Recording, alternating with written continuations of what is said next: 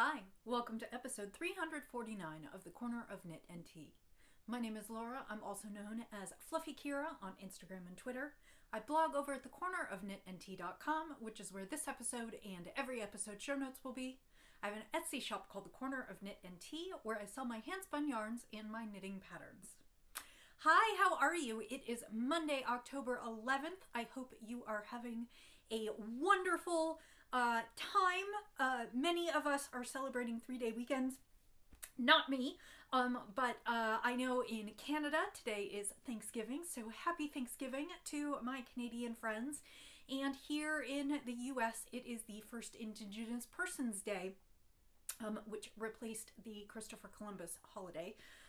So it is, I am working today. It is kind of the same anyway, but I know some people are enjoying 3-day weekends, and I am a little jealous.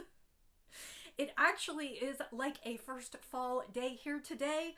The rains have moved in despite the fact that it was in the 80s this weekend. It is 57 today and rainy, and it is nice and chilly, and I am breaking in one of my new sweaters.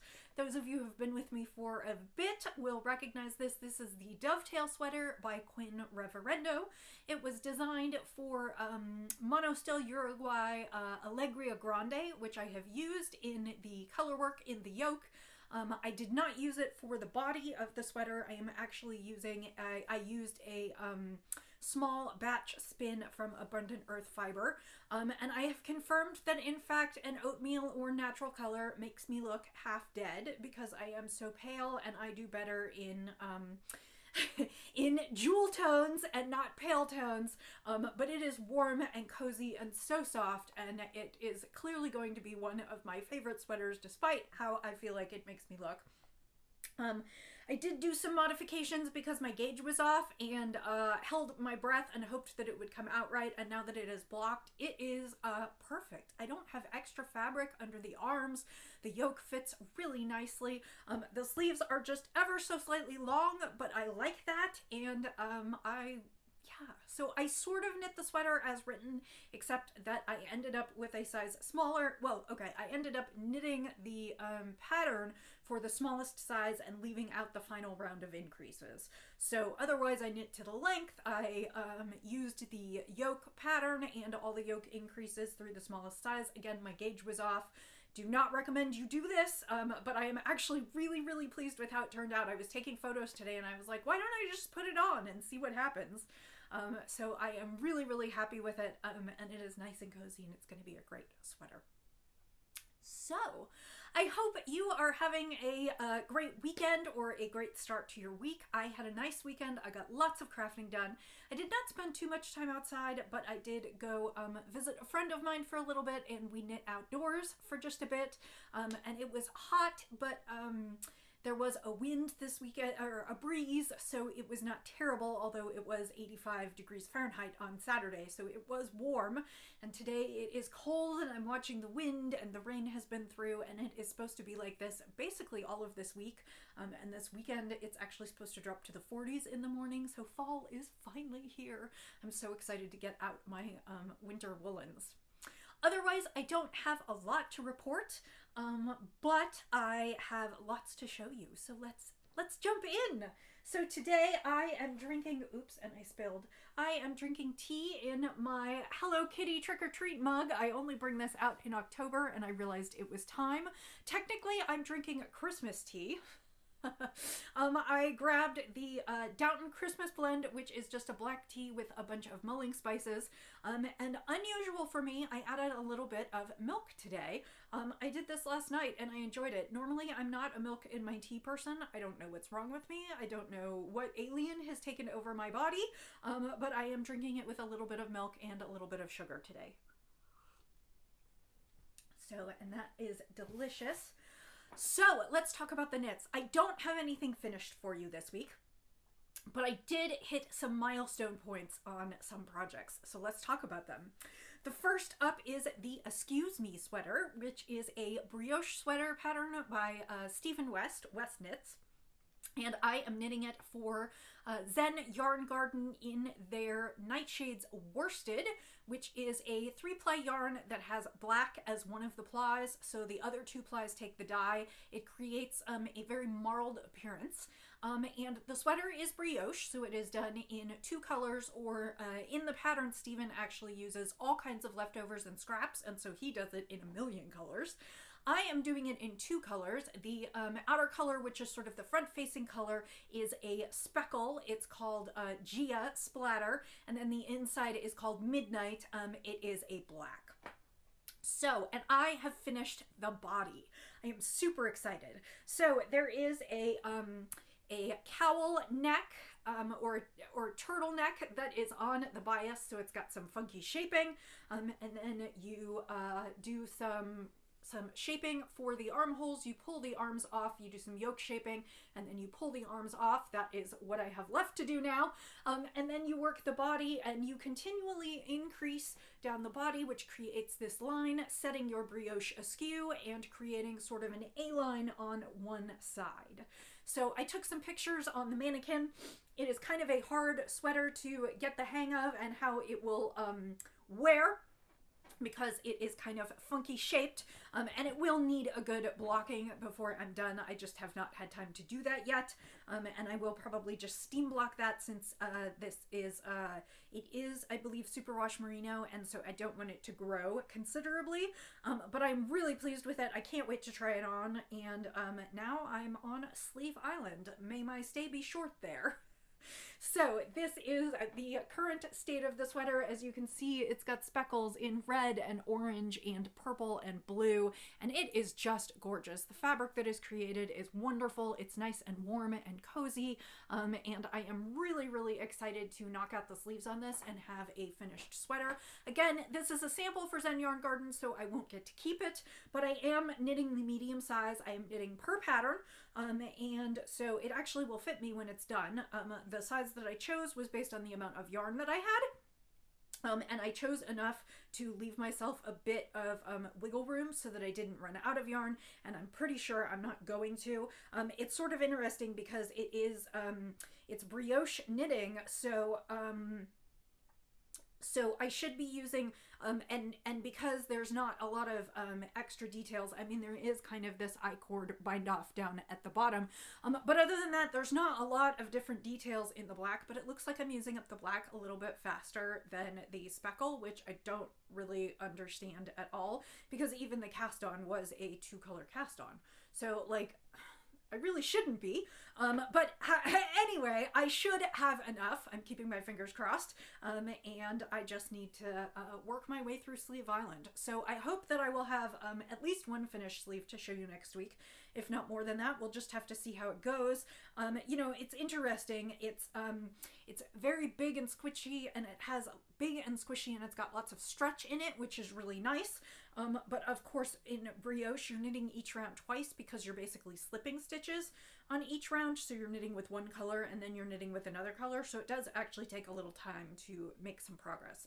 So we shall see, but I'm really, really excited about that, and it's like the perfect fall knit right now, and I'm really enjoying it, but I also want to get it done so we can get it photographed and get, there will be kits, and there may even be a knit along, so I do want to be sure that I get that going for them while it's still chilly out. So the second project, and the one that I said I actually wasn't going to spend much time on this week, I guess, oops, I lied, is my shawl. And so I do have a sample that I'm knitting for Knit Picks, which has been taking up a lot of my time, but I am halfway through that project, and so I had some time to pick up some other things this week. And so I picked up my shawl. This is the Stay Soft shawl by Vera Velamaki. It is a 3-color garter stitch shawl with some interesting shaping, asymmetrical triangles, and that sort of thing. And I am using less traveled yarns in 3 colorways. I bought these at my local yarn store. They are based out of Arizona. It is in their Dreamliner base, which is a BFL silk and cashmere, which is absolutely lovely to work with. And I am using 3 colors, which is Saguaro, which is a pale green cactus color, Vinta, and transmutation. And as you can see, my transmutation ball has gotten quite a bit smaller. That's because I've made a lot of progress. I am very close to finishing this. Just a couple more repeats and then I will be ready to do the I-cord bind off. So if you remember, originally I knit this green triangle and then I striped between the green and Vinta, which is the charcoal gray, and then a section of charcoal gray. And now I have worked through adding on the border. This is kind of an applied border. It is worked in short rows and attached at the edges. And this is the transmutation, which I absolutely love. It is green and kind of turquoise and kind of a rusty yellow orange. And I just absolutely love how this is knitting up and looks against the other two solid colors. And I am so close to finishing. I actually did a lot on this week. And as you can see down here at the bottom, I'll see if I can show you. See, I am attaching the border to the side of the shawl and I only have a couple more rows. This is all I have left. So it's really just a couple more pattern repeats. And then the entire shawl will get an I-cord bind off at the bottom. The applied edging has the I-cord already there.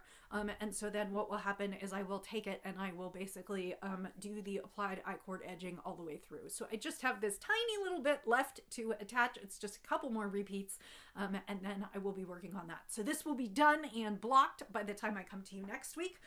This is going to be a sizable shawl, although it is fairly, it doesn't have a huge amount of depth to it. You know, it's much wider than it is in length. And you know, so I love a really big shawl. A really, really big shawl that I can wrap multiple times around myself. And I'm not as much of a fan of the shorter shawls, the ones that are shorter in depth. But I do actually really like this and I love the colors, and they're not my normal colors, but I just love them. And I think this is going to be a great fall wrap. So I'm really excited about this. It's absolutely beautiful. I have taken almost no photographs for it on Instagram because it is really hard to photograph a shawl that is this wide, but not super deep and in various stages of having the needle attached.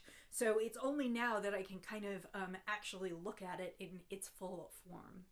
So yeah, so that's what I have been up to, and that will definitely be finished this week, which is kind of a fun extra. This was just for me, not a sample, and I'm excited to get that going. So, Socktober. I have a couple things to show you, although not as much to show you as I would like. For Socktober, I am doing the sock sample for Knit Picks, which I can't show you. Unfortunately, they do not like those to be shown, so I have that going on.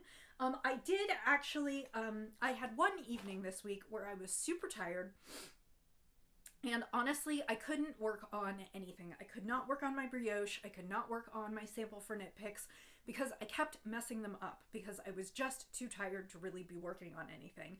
And I was trying to decide if I had something that I could, and the shawl actually has, it has something that happens every 6th row. So with counting, I was like, I'm not gonna be able to do that. So because I just needed something that was completely brain dead, I went ahead and pulled out my Halloween socks. So these, again, are just for me. I didn't think I'd get to these this week, but this is a kit from Knitterly Things. It was kind of a Frankensocks kit where we could use leftovers of different self-stripings, and she included a solid, let me see if I can find it, a semi-solid, so that you could use it for cuffs, heels, and toes, and mine is in this bright, bright green. And then she included a variety of different balls of self-striping yarn so that you could make yourself some Frankensocks. And so I cast on for the first one and started, and I got a few inches in, actually. I did quite a bit that night. I have not picked them up again, and I don't know exactly when I will pick them up again. But this is the first part of my Halloween socks. Let me tuck all these ends in so they're not hanging out. As you can see, I did my cuff. I did I'm trying to remember how many rows. I think 15 rows of ribbing, which is a little bit more than I normally do, but I wanted a good solid thick cuff. And then I started in with, I had kind of this rainbow mini, and then I have this other mini that has black and blue, and it's coming up on some, no, not that one. Let me figure out which one it is. Some green and blue and a little bit of purple, and I just thought it was super fun, and I wanted to add that in. So these are going to be crazy striping. I don't know if the other ones are going to match or not. Basically, I am going through each one of these little balls and doing one striping repeat. So theoretically, I may be able to add it to the I may be able to make the other sock the same. I have toyed with the idea of knitting these in tandem. I do actually have another set of needles. So I might actually work through this stripe repeat and then maybe go back and do the other sock and kind of work them both in tandem so I can make them match if I can. I don't know that they necessarily have to match, but I might. We'll see. I don't know. And I haven't decided precisely what I'm going to do. I think maybe I'll use the green for the cuffs and the heels, but maybe not the toes. I'm a little worried that I won't have enough to do all of it. I don't know how realistic that is.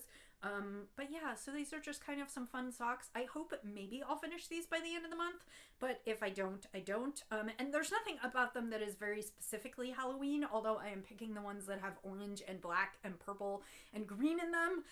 But there's nothing specifically about them that is Halloween. She just did these cute kits and they came in little Halloween boxes. So that is the start of my sock. I am actually knitting a slightly larger sock, mostly just because I wanted some extra space and I wanted them to be cushy. They might end up being house socks, I can't decide. And I am knitting 60 stitch socks on US ones. So normally I would go down to 56 stitches on US ones, but I wanted just a little bit of extra room on these. I also have lots of yarn and I can't decide if I want to use up all the yarn. And so I hadn't decided whether I might want to make my leg like really long. And if I do, because I'd like to use like all of the striping yarns she sent, and I have small feet, so they're not very long in the foot. So I thought about making the legs really long, and of course I didn't cast on enough stitches to necessarily shape the calf, so I can only make it so high. Like I can't make these knee socks because there won't be enough fabric to go over my calves. But I decided to make it a little bigger so that they could go up a little further, because my 56 stitch socks are usually fairly snug, and so I just wanted these to be a little bit bigger.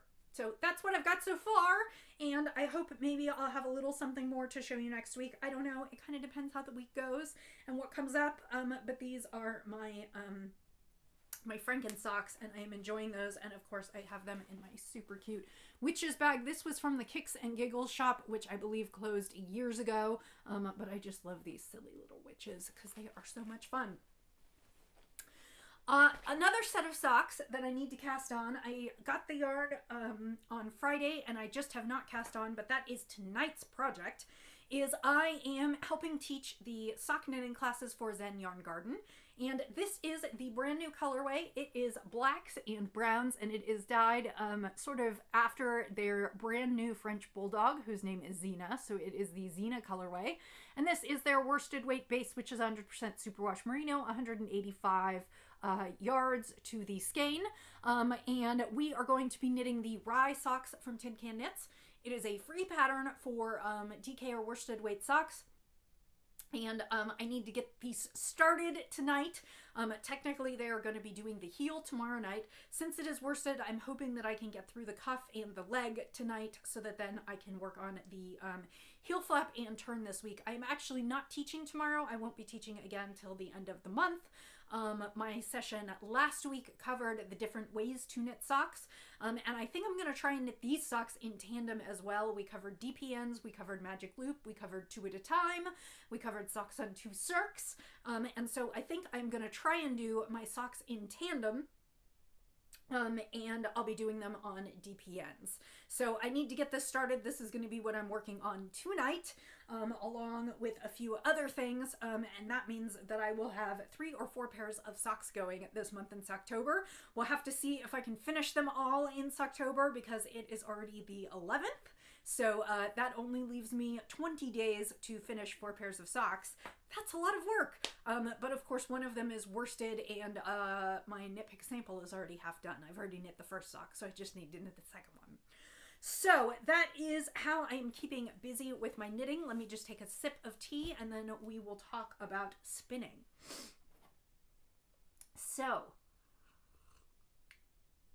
I should say I am thinking about, I'm not working on it yet, but I am thinking about Nanny Swaymo in November. I misspoke last week. A sweater needs to be 50,000 stitches, not 10,000. And the novel writing month is also 50,000. So that was a boneheaded move by me. A 10,000 stitch sweater would be pretty easy. So I am contemplating my knits. I actually have 2 sweaters picked out, which is kind of silly because I know I'll have more samples coming in. Oh, I also have a chicken to finish this week. I also have more samples coming in, so I don't know why I would cast on 2 sweaters in the month of November. However, we will be traveling a bit. My husband is finally going to get to run his Ironman. He has actually been training for the last 2 years because he was supposed to run it last year in November, but of course, pandemic. So we will be traveling so he can do that. And then we have not figured out the holidays yet. We may actually be spending them alone, but I will be taking a couple weeks off, traveling and from work. And so I will have lots and lots of time to knit. So maybe I can do 2 sweaters in a month. One of them is short sleeve. So I won't need sleeves, but maybe I'm just over ambitious, but I'm excited about knitting all the things. This weekend I wound up a ton of yarn and I didn't even get to my Nanny Swaymo yet. So I am just waiting. So let's talk about the spins real quick. I actually finished a spin this week. As you remember, I was spinning an oversized spin, a merino kit that had different colors. It had 10 different colors with, according to what I can see, this is blowing out the camera, but I hope you can see it a little bit better. It was 10 colors. It was a bunch of yellows, a bunch of greens, and then into a bunch of pinks. And I spun this as a 2-ply gradient spin. So it is, and it mostly matched up, not entirely. But you can see kind of what I wanted to do. You can see a lot of the colors are basically 2 plies of the same color, but you can also see some areas where they overlap. Let me find a few of those to share with you. Right, I'm not seeing them right now, of course, but when you actually lay it out, for instance, like you can see here, this is a good spot. You can see here that like some of the yellows and greens overlap and the pink overlaps the green just a little bit. And so it is a really, really nice, beautiful gradient. And I suspect that I will have between 600 and 700 yards. This is a slightly over 8-ounce spin, so that's probably a sport to DK weight. And I think it would make a really lovely shawl. Obviously, this is called Spring Blooms, so it is obviously brighter spring colors, but I do think that this would be super fun to work on in the winter months. It has not had a bath yet, so it needs to have a bath, but I am really pleased with this one. This is one of my probably most consistent spins to date. When I look at it, it just looks really even and nice and 2-ply, and I don't think I overplied this. I have overplied a few of my skeins recently, and haven't been entirely happy with them, which is why they haven't gone up in the shop. But this one, I think I did a really nice job on. I mean, and I'm not just patting my back. You know, when you craft something, sometimes you feel like you really nail it, and sometimes you feel like, oh, I did okay, but it wasn't my best work. I feel like this, once it's washed and dried, might be some of my best work. So I'm really pleased with it, and that will eventually be going up in the Etsy shop, I hope sometime this week. We'll see how long it takes to dry, because now that the weather has changed and it's all damp, it'll probably take a couple days to dry, so it'll take me a couple days to get it all set, but I'm gonna pop it in the sink as soon as I'm done recording here. So that was this spin. I still have that crazy bright green on the wheel. I have the first bobbin finished and I am working on the second bobbin right now. And so that I will probably finish this week. And then I went ahead and pulled a new spin, although I don't know how soon I'll get to this. This is another braid of Kumasi fiber. It is Kumasi on Etsy, Koomasee, and I love her dyeing style. And this is on BFL, and this I just love this. It's cool tones. It's grays and greens and a turquoise and a purple, and they're all just a little misty and faded, and it's a lovely braid. And it does kind of make me think of winter a little bit, like Winter Light, or, I mean, it sort of looks like a faded version of the Aurora Borealis too, like with the colors that she picked.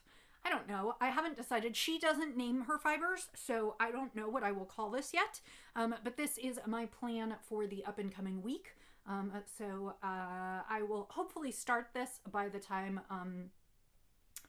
I come to you again. Maybe I'll have the first bobbin finished. I don't know how long, how far I'll get this week. It just kind of depends what the work week shapes up like and how much spin time I have. So, thank you for joining me. It's about 2 o'clock on Monday. It is dark and dreary in here, and I have the lights on, and as I said, I don't think this color is most flattering, but I hope that you are doing well. I hope you are having some fun crafting. I hope you're enjoying the change of the seasons, whether you are in the Northern Hemisphere and are transitioning to fall as we are, or whether you're in the Southern Hemisphere and getting ready to welcome spring. Spring? We are going summer into fall. You are going winter into spring. Yes. I can get there. Really, I can. And, well, I guess no. Well, yeah. Yeah, we're going summer into fall. You're going winter into spring. Okay, I'm good. I will say, as I always do at the end of every podcast, I hope that you have a wonderful week ahead, and I wish you happy knitting, happy spinning, happy sipping, and I'll see you next week. Bye.